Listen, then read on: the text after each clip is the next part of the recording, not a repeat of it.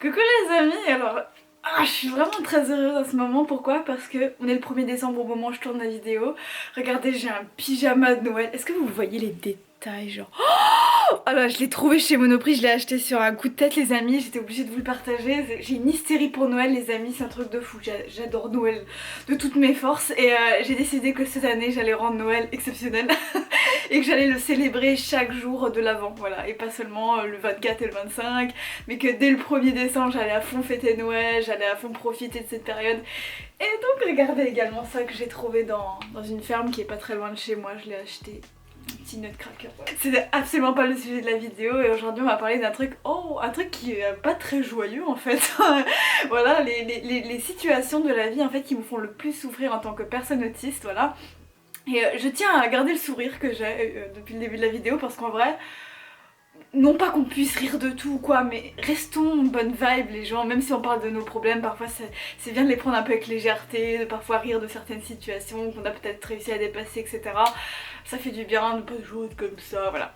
Je dis ça, je dis rien, vous faites ce que vous voulez évidemment les amis, mais moi c'est ce que j'ai envie de transmettre sur cette chaîne et qui est important pour moi, ok? Si vous voulez en savoir plus sur nous, etc., le deuxième lien dans la description c'est notre groupe Facebook pour discuter, vous savez que les commentaires sont désactivés sur la chaîne YouTube, donc voilà, vous avez ça comme recours. Et dans le premier lien vous avez des petites vidéos bonus et des petits récits bonus, voilà, qui vous arrivent directement dans votre boîte mail. Voilà, peu importe tout ça, maintenant on passe dans le sujet de la vidéo. Alors, la première situation que j'ai notée, c'est une situation qui, bon bah, quasiment tous les autistes vont se reconnaître. C'est pas un truc très niche. Une journée, alors voilà, on parle des pires situations, hein, les situations dans lesquelles vraiment je sens que mon être autistique ne se sent pas bien, voilà, tout simplement. Et cette première situation, c'est une journée classique entre amis. Voilà, une journée classique entre amis, Jones, voilà, parce que bon bah, moi j'ai 26 ans, je suis jeune, voilà. C'est quoi une journée typique entre amis? Bon bah, on dit à tous ses potes, ouais, allez, on se fait une journée à 5-6 copains, et puis on se balade en ville, on fait du shopping, après on va manger un truc ensemble, et puis après on va aller faire du bowling, éventuellement on va boire un verre, machin, bidule, plein d'activités qui se succèdent pendant une journée. Faut savoir que ça pour moi c'est impossible. Mais vraiment c'est impossible. Et il faut savoir que j'en ai été inconsciente pendant pas mal de temps dans mon adolescence, parce que comme j'ai fait du mutisme sélectif, je ne parlais pas. Au début j'avais zéro ami, donc zéro vie sociale. Et en fait quand je suis arrivée au lycée, j'ai commencé à parler, enfin j'ai commencé à réussir à parler, même à parler beaucoup et tout. Et il y a quelqu'un dans la classe qui a suggéré qu'on fasse un dîner de classe, voilà. Et moi j'étais super enthousiaste parce que j'aimais bien mes petits camarades, même si j'avais pas d'amis, hein, mais en fait je me baladais entre les groupes d'amis comme ça, voilà, j'étais un petit peu, voilà, je passais partout. Et je me suis dit, wow, dîner de classe, ça va être trop fun, machin machin. Et au final j'ai pas pu y aller parce qu'il y avait une tempête de neige et tout, du coup je pouvais pas y accéder, bref c'était un truc comme ça. Et quand j'ai réalisé ce que c'était en réalité ces dîners de classe, je me suis dit mais heureusement qu'il y avait eu cette tempête de neige, mais heureusement, parce que j'aurais pété un câble, j'aurais fait une crise, c'est pas possible quoi.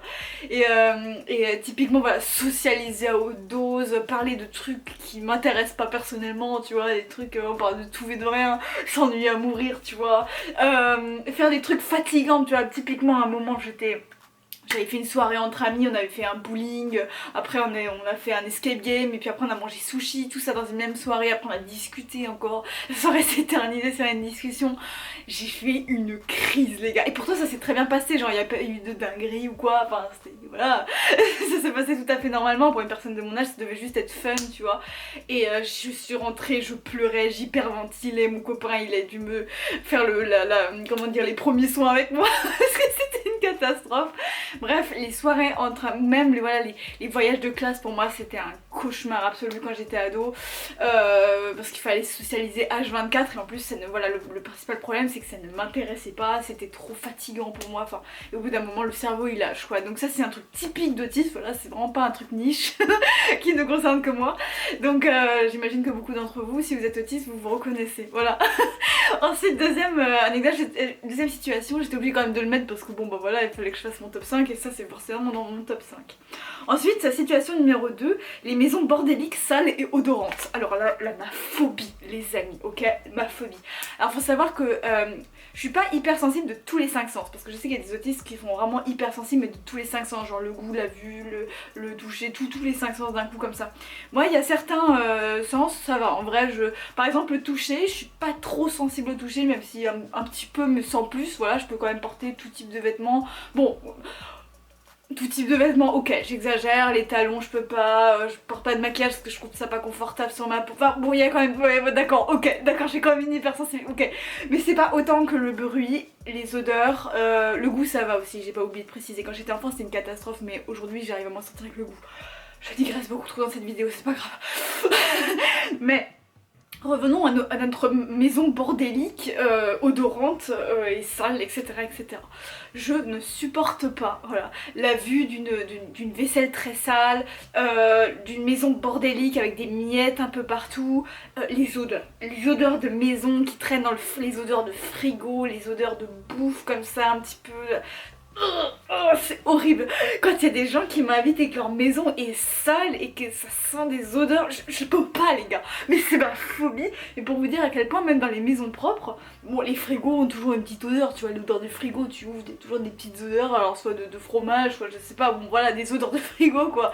Je suis obligée de, j'arrête de respirer, en fait c'est un réflexe, j'ouvre un frigo, je bloque ma respiration pour pas humer l'odeur du frigo. Je vous le dis les gars, c'est ma phobie.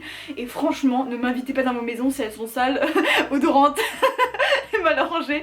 C'est un cauchemar pour moi, voilà. Ensuite, situation numéro 3. Situation numéro 3.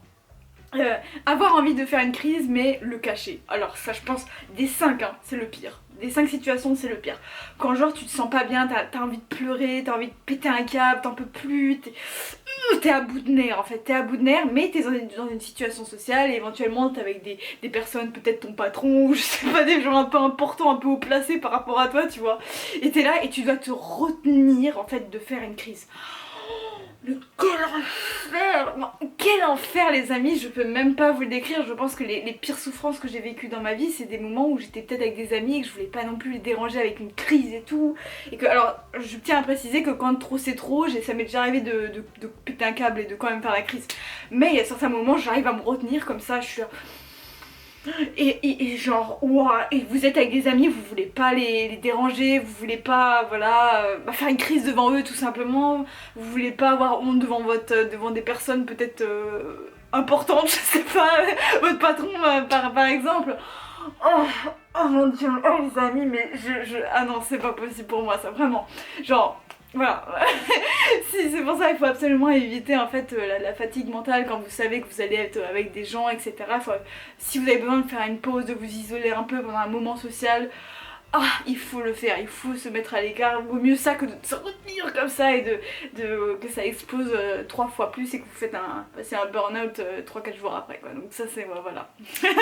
Je dis ça, je dis rien. À vous de vous organiser en fonction de ce que vous faites dans votre vie, mais je vous le dis, ça pour moi c'est la pire situation. Ensuite, situation numéro 4, vivre en grande ville. Alors ça, pareil. Vivre en grande ville, je sais pas si c'est tous les autistes comme ça, je ne pense pas. Je suis sûre que non même, mais moi je ne peux pas vivre en grande ville, c'est impossible. J'ai déjà vécu à Bruxelles pendant un échange Erasmus, j'étais au bord de la dépression, voire j'étais carrément tombée en dépression à un moment, je mangeais énormément de sucre, je me sentais vraiment, j'avais plus envie de rien, je dormais plus. Voilà, les neuropsy qui m'ont diagnostiqué derrière m'ont dit oui c'est totalement les symptômes de la dépression, tu t'es pas fait des idées, c'est bien bel et bien la maladie qui s'appelle dépression.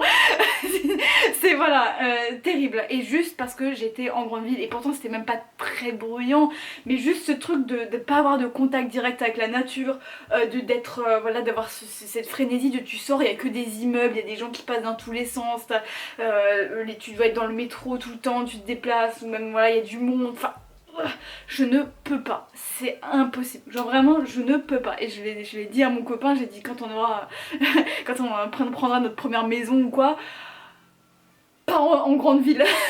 Autant je peux tolérer les villes qui sont peut-être autour de la capitale ou autour d'une grande ville ou peu importe, ou voilà, ça je peux supporter. Voilà, tant que j'ai un accès direct à la nature, genre je sors, j'ai tout de suite, je vois des arbres, je vois des choses, je peux le supporter. Mais quand c'est la grande ville, et je vous le dis, Paris est ma hantise. Voilà, alors je vais à Paris très régulièrement parce que j'y travaille tout simplement, mais je suis obligée de m'équiper avec des casques anti-bruit, etc. Si je les mets pas, je suis vraiment dans la merde, je me sens vraiment pas bien. je vous le dis, ce qui me permet de tenir quand je suis à Paris, c'est de me dire ce soir je rentre chez moi et chez moi c'est pas la grande ville. Donc voilà, voilà pour la 4e situation. Vous me direz dans le groupe Facebook si pour vous c'est pareil ou pas. Je serais curieuse de savoir. Ok. Ensuite, 5e situation, et ensuite ce sera la fin de la vidéo. Ne pas avoir le temps de me consacrer à mes passions. Voilà. Et ça, vous allez me dire oui mais ça c'est tout le monde, etc. Non. Enfin, c'est pas tout le monde à ce degré là. Parce que moi, si j'ai pas le temps de me consacrer à mes passions, ne serait-ce que voilà, bon, mes passions du moment c'est Noël déjà. Noël, le chant évidemment, et puis cette chaîne YouTube aussi, je suis en train de rédiger un e-book pour cette chaîne YouTube qui est extrêmement, voilà. Je suis trop pressée, bref je vous spoil un petit peu déjà que je vais faire un e-book. Je suis en train de, tous les jours je travaille 1h30, 2 heures dessus, ça me passionne, c'est un truc de fou. Et en fait quand je sens que pendant une durée prolongée, soit parce que je suis malade, c'est arrivé dernièrement, j'ai été malade pendant une semaine, genre clouée au lit, je pouvais pas bouger, soit parce que je sais pas, j'ai des obligations avec le boulot, ou je sais pas, ou je peux juste pas être à la maison, et que pendant je sais pas plus de, on va dire 4 jours, voilà, plus de 4 jours je peux pas me consacrer à mes passions. J'ai vraiment un coup de déprime, genre vraiment ça va pas, tu vois, je me dis là non, je suis en train de perdre du temps de fou, j'ai envie de faire ce que j'aime, je pète un câble les gars, c'est vraiment genre le coup de déprime un petit peu, genre comme un coup de massue, tu vois, tu dis oh, dire que là voilà, ça fait 4 jours que j'ai pas fait mon chant, ça fait 4 jours que j'ai pas tourné une vidéo pour la chaîne, etc. Genre vraiment ça c'est problématique pour moi et c'est quelque chose qui est, voilà, que j'évite à tout prix de pas pouvoir me consacrer à ce que j'aime. Et donc voilà, et ça c'est un truc que parfois les neurotypiques ont un peu du mal à comprendre parce qu'ils ont aussi des passions, mais genre s'ils le font pas pendant une semaine c'est pas grave quoi, ils peuvent partir en vacances une semaine sans le faire et puis c'est bon. Mais genre moi à chaque fois genre je perds une semaine de pratique de chant, non, genre no way, c'est pas possible, laissez-moi bosser mon chant sinon ça va pas du tout les amis. Voilà, c'est la fin de la vidéo, encore une fois premier lien dans la description, vous avez des vidéos bonus avec des ateliers, deuxième lien vous venez discuter avec nous sur Facebook tant que vous êtes bienveillants et abonnez-vous pour plus de vidéos comme ça si vous êtes toujours pas parmi nous les gars. On se retrouve très vite pour une nouvelle vidéo et d'ici là je vous dis à la prochaine, salut.